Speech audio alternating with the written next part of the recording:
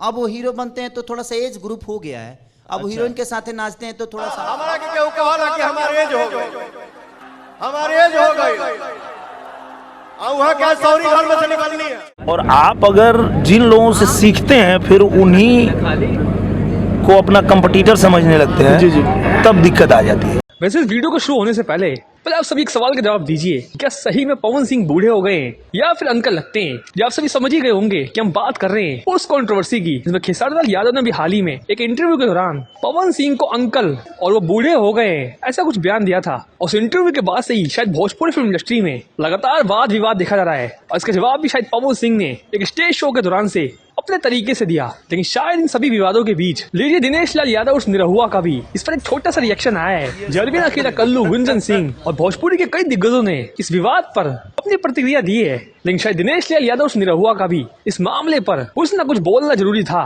जिसमें दिनेश लाल यादव ने साफ कर दिया कि एक्टर कभी बूढ़ा नहीं होता।